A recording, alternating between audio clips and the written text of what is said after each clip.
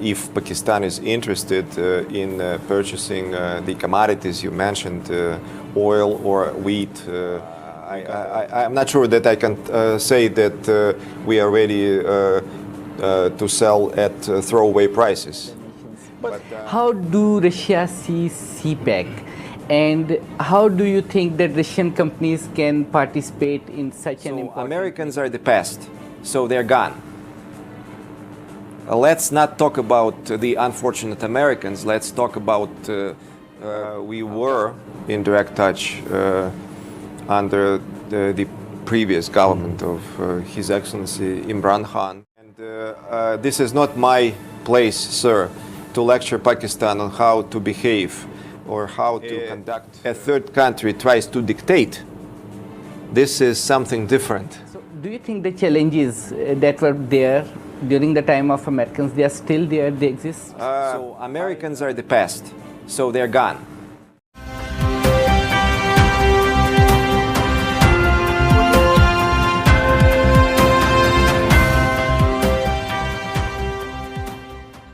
Characters हैं, domestic players हैं, उनसे हम बात करते हैं। लेकिन आज एक मुनफरद प्रोग्राम है, थोड़ा डिफरेंट है, क्योंकि मेरे मेहमान जो हैं आपके लिए एक प्लेजेंट सरप्राइज़ होगा। अनवर अब्बास हमारे जो पॉलिटिकल जो फॉरेन ऑफिस को कवर करते हैं कॉरेस्पॉन्डेंट, वो तो हैं ही हैं, लेकिन ख़ुसूसी तौर पर आज रूस के पाकिस्तान में सफ़ीर डेनिला गैनिच ये हमारे साथ हैं। और रूस के बारे में गुफ्तगू बहुत हुई है पिछले चंद माह में। इमरान खान साहब अपने जलसों में, अपने ख़िताब में वो ये कहते हैं कि अगर उनकी हुकूमत रहती तो सस्ता तेल भी आता, सस्ती गंदम भी आती, जिससे पाकिस्तान के लोगों पर जो महंगाई का बोझ है वो ना पड़ता। और इमरान खान ये भी कहते हैं कि पाकिस्तान का फ्यूचर रीजनल अलाइंसेस में है, चाइना के साथ अच्छे ताल्लुकात और रशिया के साथ अच्छे ताल्लुकात पाकिस्तान के लिए तरक्की की ज़मानत हैं। इमरान खान अमेरिका से कोई दुश्मनी की बात नहीं करते, वो ये नहीं कहते कि अमेरिका से ताल्लुकात अच्छे नहीं होने चाहिए, लेकिन वो ये कहते हैं कि हमें अमेरिका का ग़ुलाम बन कर नहीं रहना चाहिए। We should not be slave to the Americans. Pakistan जो ताल्लुकात बनाए वो अपनी जो उसकी तरजीहात हैं उसके मुताबिक बनाए। और फिर ये जो सारा अभी शहबाज शरीफ साहब भी गए और सदर पुतिन से मिले, इससे पहले इमरान खान साहब मिले थे। तो मामलात हैं कहाँ पे? क्या पाकिस्तान को सस्ता तेल रशिया देने के लिए तैयार है? क्या सस्ती गंदम हमें मिल सकती है? और फिर इस वक्त जो रीजनल पॉलिटिक्स है उसमें जो बाहर के असरात हैं वो कैसे इम्पेक्ट करते हैं? इनकी नज़र में रशियन एम्बेसडर की नज़र में पाकिस्तान के इस वक्त जो सैलाब की जो इमदाद है, हमारी नज़र में तो ये है कि वो जितनी मिलनी चाहिए थी नहीं मिली। इनसे पूछेंगे कि इनकी नज़र में क्या जो हमें इमदाद मिली है वो काफ़ी है, या अगर कम मिली है तो क्यों मिली है। ये सारी हम गुफ्तगू उनसे करेंगे। मिक्स होगा उर्दू इंग्लिश का, कोशिश हम करेंगे कि आप तक बात जो है उनकी वो पहुंच जाए। Daniela, thank you very much for being with us this evening. I know you have a very busy schedule, but you took some time out. People of Pakistan really want to hear Ambassador of Russia to Pakistan. So my first question will be, this question a common Pakistani poses: is Russia willing to sell cheap oil on cheap prices and wheat on discounted prices to Pakistan?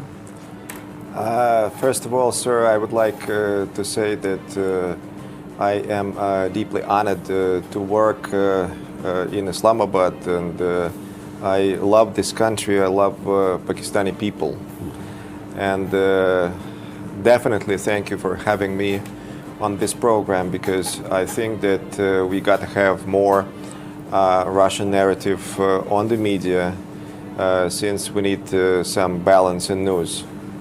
Answering your question, sir, I think that we definitely should have some negotiations, and if Pakistan is interested in purchasing the commodities you mentioned, oil or wheat, we gotta have talks and to come to a mutual understanding. So basically this is a market, and we are for free trade, And I'm not sure that I can say that we are ready to sell at throwaway prices. But what I'm saying is that we got a talk, and as far as I remember, as far as I know, the concerned ministers are already in talks and already in consultations. Right. Because when Imran Khan was Prime Minister, he went to Russia, 3-hour meeting with President Putin. Yeah. And I have seen President Putin is very particular about saying things, and he always means business. He doesn't believe in photo op opportunities. He gets to the point, where the real business is. 3 hours, it reflected that something very serious is being discussed. Yeah. And normally President Putin doesn't spend that much time talking to the foreign dignitaries. No, definitely, sir. And I'm sure that we are negotiating in good faith. And I'm sure that we can discuss anything under the sun. And if we're talking about oil or wheat, we're open to that. So I don't know the particulars, but I do know that our ministries are in direct touch. We were in direct touch under the previous government of His Excellency Imran Khan, and we are still in direct touch under the present government of Sheikh Bas Sharif, His Excellency Sheikh Bas Sharif.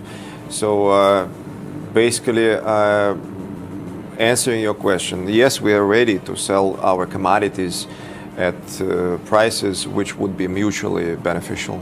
Definitely. So, I was talking to some diplomats from Russia a couple of years back, and in their private conversation they said that perhaps in Islamabad there is more influence of West which stops bureaucracy here or set up here to search for new avenues. So as an ambassador of Russia to Pakistan, you come across this situation, or you believe that now Islamabad is ready to open or explore new avenues? I believe that this is a very complex issue. And I believe that when we're talking about Western influence, there may be good influence. For example, I strongly believe that being part of the English-speaking world, it could be a plus for Pakistan, as well as if we are talking about business ethics or some features which the Americans or the British may have. This is a good thing. As for aspiration for dominance, this is a different thing, and this is a matter of national interests. And this is not my place, sir, to lecture Pakistan on how to behave or how to conduct its national policies. But what I can say, sir, is that definitely in the world there is a requirement, there is an urgency for some kind of balance, because we cannot continue to live in a world which reminds some neo-colonial system. Because what we got right now is double standards and neo-colonialism.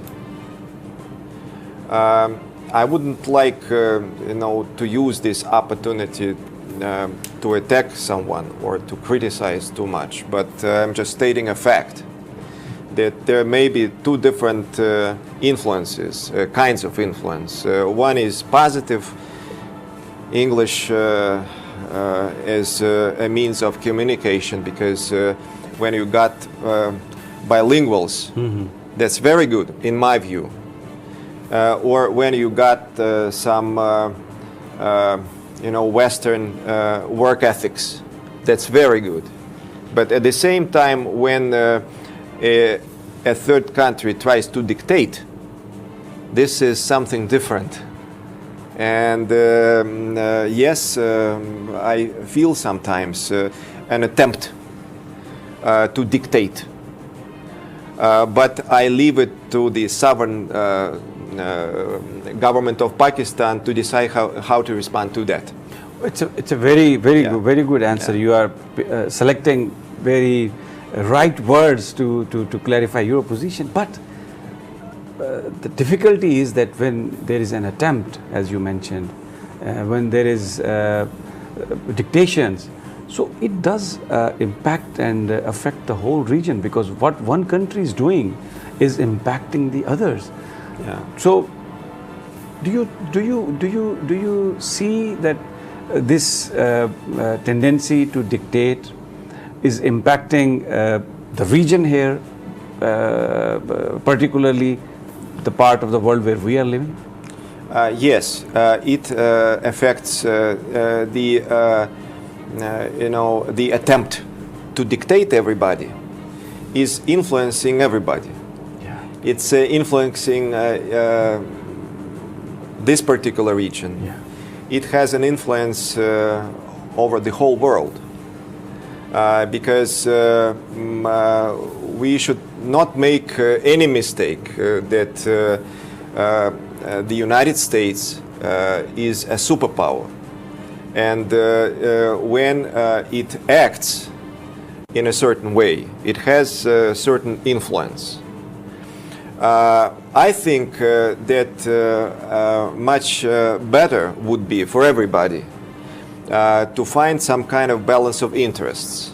And in that way, it would be even better for the United States too. But they have their own logics, and I think this is a mistake. Answering your question, yes, I feel that I think that there is a tendency and there is an attempt to preserve dominance. I think they realize that with each year that dominance is shrinking, and that makes the attempt of the collective West to preserve that system which existed from the times of the breakup of the USSR in 1991 until present time, makes the things very dangerous, because they try to preserve something which they're losing. It may be, and it will be, a lengthy process. It's not a matter of 1 year, 2 years. Maybe it will be 2 decades. Nobody knows. I know those people on TV don't know much. Nobody knows the exact how it will play out. But the process started. The process started. And in my view, it would be much better to find some kind of balance of interests and to act as a human species, concentrating ourselves on what should really matter, such as the climate change. What happened to the climate? Yeah. Climate, yeah. It's a very important subject, yeah. Floods. Floods, yeah. It has changed the world, especially the Pakistan these days. The situation we are facing with is just devastating. Yeah. Devastating. Another question related to the conversation which we have, that a lot of Pakistanis believe that way forward is entering into a regional alliance. They are looking towards China for CPAC, and they're also looking for Russia, because China, Russia, then in this region, Iran, Pakistan, there is a common feeling that they can stand up to kind of dictations or kind of forcing them to do something. Do you see some real form of some sort of alliance in this regard in this region? I think that that would be wise to unite, but unite not against anybody. Yeah. But unite and combine efforts in finding answers to problems, such as food security or energy security, or the climate change, or the COVID viruses. Yes, I think we should create different alliances and different formats of cooperation. But again, I would like to underline this. I don't think that it would be wise to direct our cooperations against anybody. So, and I would like also to underline that the policies of Russia is directed at the betterment of its own life. We don't put as a national goal to destroy some sovereign country. We don't, we defend our interests. We seek as a national priority the betterment of our own life. We do not seek to make others' life worse. But sometimes when you want to improve your life, automatically you are failing some other designs. Yeah, frustrate some others, hostile designs. Right. That's true, but that's this is not against. This is in protection of. That's the ambassador is very right in saying that when you protect your interests, maybe you are frustrating the other one at the same time, but actually you are trying to protect yourself. नाज़रीन, यहाँ पर हम एक छोटा सा वक्फा लेंगे और जब वापस आते हैं तो फिर हमारे जो डिप्लोमेटिक कॉरेस्पॉन्डेंट हैं अनवर अब्बास, इनको भी गुफ्तगू में शरीक करेंगे. बहुत इम्पॉर्टेंट ये गुफ्तगू, रशिया पाकिस्तान को एक कम कीमत पर जो कि म्यूचुअल एग्रीड प्राइस है गंदम और तेल देने के लिए तैयार है और देखता है रशिया पाकिस्तान के साथ मुस्तकबिल में बेहतर ताल्लुकात को. इसके अलावा जो इस खित्ते में जो डिक्टेशंस की कोशिश है, जो इन्फ्लुएंस करने की कोशिश है, वो इस बात से भी इसको तस्लीम करते हैं कि ये नहीं होना चाहिए और अपने अपने जो मफादात हैं उसके लिए कौमों को मिलना चाहिए. यहाँ पर भी एक रीजनल अलायंस होना चाहिए, लेकिन किसी के ख़िलाफ़ नहीं, अपने आप को प्रोटेक्ट करने के लिए. एक छोटा सा वक्फा और ये गुफ्तगू का सिलसिला जारी रहेगा.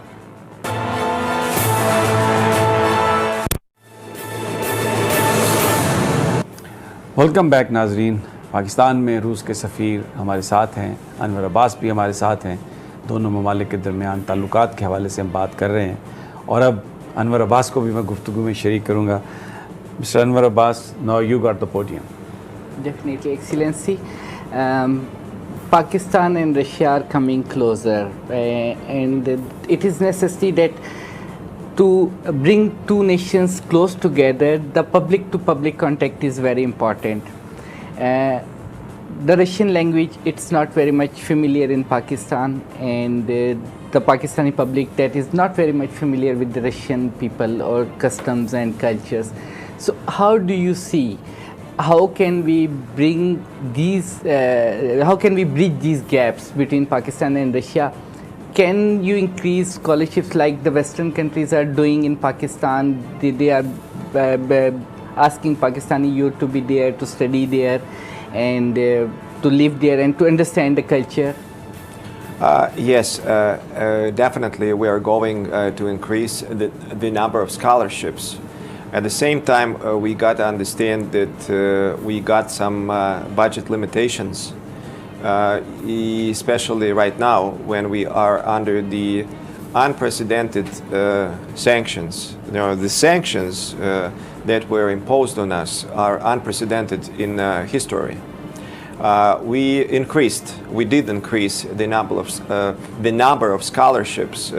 I suppose from 17 to 45, but it's a drop in the ocean if we're talking about the state-funded scholarships. At the same time, we got hundreds of Pakistanis who are studying in Russian universities on a commercial basis. So the process is going on. Definitely it will be a gradual process, But I fully agree with you, and I would say that our government understands that, and we believe that the more people here in Pakistan are familiar not only with the Russian language per se, but also with Russian culture, the better. And we have a mega project called CPEC. That's from Belt and Road Initiative from China. And it is not only important for Pakistan, but for the region as well, because it is focusing the connectivity in South Asia and other nations. How do Russia see CPEC? And how do you think that Russian companies can participate in such an important mega project? I do remember that we had this Samarkand summit, Samarkand or Samarkand, I don't know the exact. Samarkand. In Pakistan. Yeah, Samarkand SCO summit. It was a week ago. And in this final declaration, the participating states declared that they support the CPEC, and they support the harmonization of different infrastructural projects. So the political decision is there, and the Kremlin approved, and the specifics, I don't know. I cannot answer you competently, but I do know that we support this. We support the harmonization, and by the way, it's consistent, which has just been said, that we need to diversify regional formats and regional cooperation. And Pakistan has a neighboring country, Afghanistan, that has always been prey to turmoil, civil war and foreign invasions, plenty of things there. So, do you think that after exit of Americans from Afghanistan, the challenges are still there to bring peace in the region? Because in Afghanistan, we have development projects that could be accomplished only when there is a peace in Afghanistan, like KESA 1000, plenty of other projects are there. Yeah. So, do you think the challenges that were there during the time of Americans, they are still there, they exist? I think that definitely the period of occupation of Afghanistan didn't bring much to that country. Unlike, by the way, the Soviet occupation, because at least we built something. Yeah. At the same time, I think that the primary task right now is to facilitate the start of the Afghan economy. So Americans are the past, so they're gone.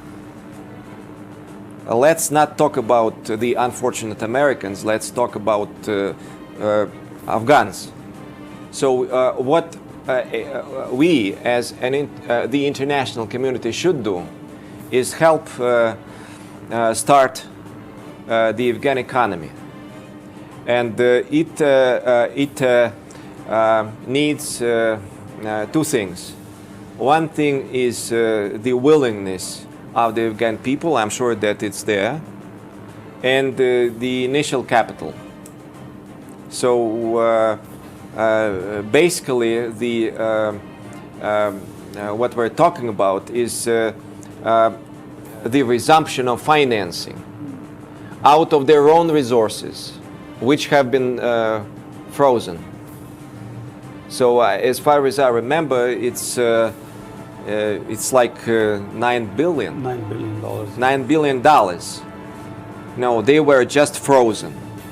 What's going on? So they need that money. Probably there could be some financial advice because one thing is to fight, Yes. and another thing is to invest and to make business. So probably there should be some kind of assistance in terms of sound financial advice. But you cannot, pocket other people's money. That is true. गुफ्तगू हमारी जारी है। अनवर, मैं आपको रोकूंगा। अभी एक छोटा सा वक्फा हमने लेना है। बड़ी इम्पोर्टेंट गुफ्तगू अफ़गानिस्तान के हवाले से। पैसे $9 बिलियन जो अफ़गान्स के हैं, किस तरह अमेरिका उसको रोक सकता है?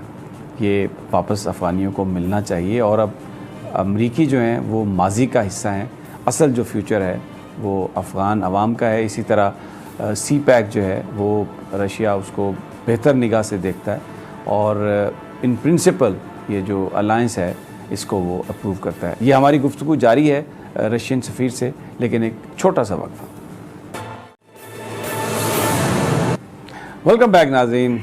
रूस के सफ़ीर हमारे साथ हैं, अनवर अब्बास भी हमारे डिप्लोमेटिक कॉरेस्पॉन्डेंट, और गुफ्तगू हो रही है पाकिस्तान और रशिया के माबैन ताउन की क्या नई राहें निकल सकती हैं।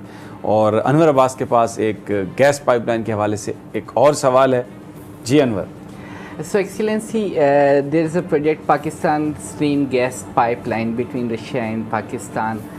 What is the current status of that project? And there were some rumors in the media that the talks on few issues they are facing halt at the moment because the experts here, they believe that there will be strong reaction due to Russia-Ukraine war, the reaction because of sanctions.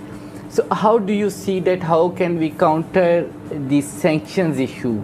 And having sanctions apart, we can boost our bilateral trade and the project like Pakistan gas stream pipeline.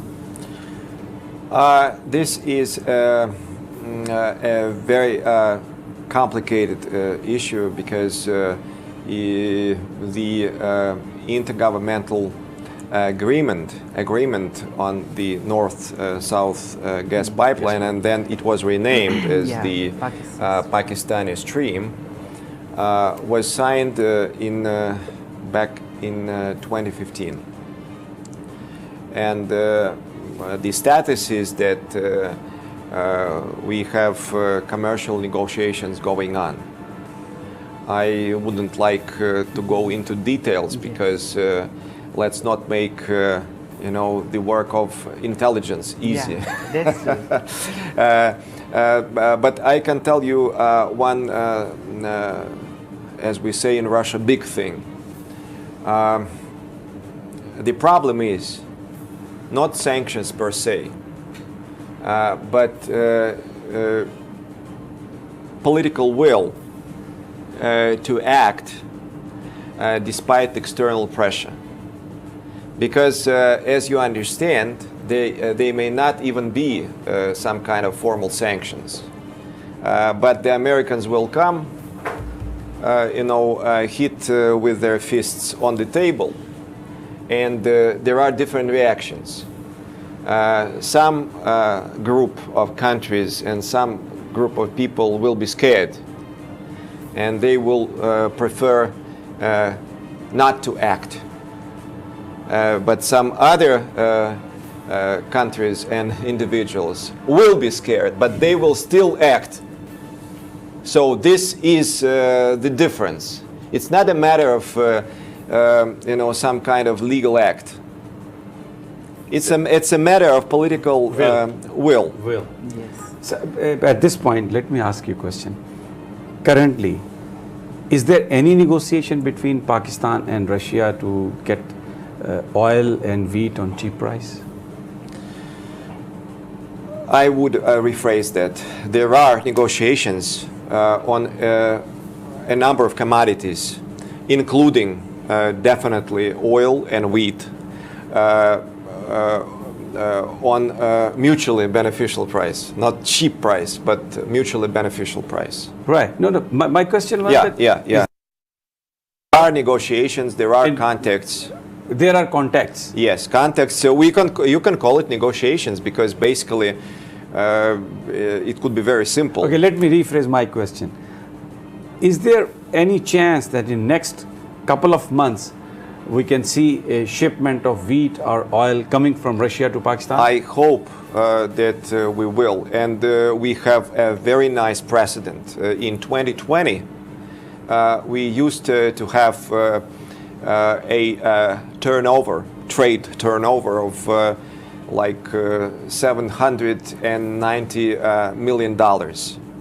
And out of that, 1/3 was wheat. Oh. So it already happened. It already happened. And if we are talking about some commodities, it is much easier to trade in wheat, because how the guys from across the ocean will be explaining, Right. we are blocking wheat to a southern country. It's not that easy, because they already started that propaganda machine.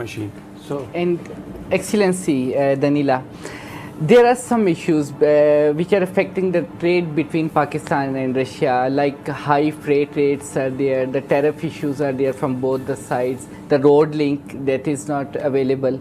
How do you think that we can remove these obstacles and we can boost our trade level between the two countries? To boost trade between our two countries is I would say it needs time, and it needs concerted efforts in different directions.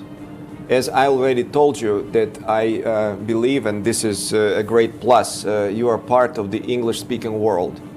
But at the same time, you don't know much about the Russian market. So it needs time. It needs just further development. I cannot I cannot give you a clear-cut recipe, but I do know that we are in the right direction.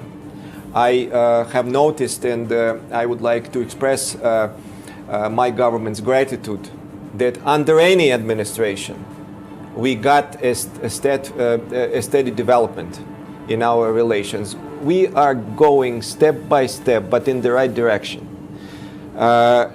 English, Russian, interaction of people, interaction of businesses, and it will bring the result. it will be. So, we are, I think, running out of time. One last question. After these huge gatherings where Russia was discussed and President Putin was discussed, a lot of Pakistani, I would say majority of Pakistanis, they want to see President Putin visiting Islamabad and visiting Punjab.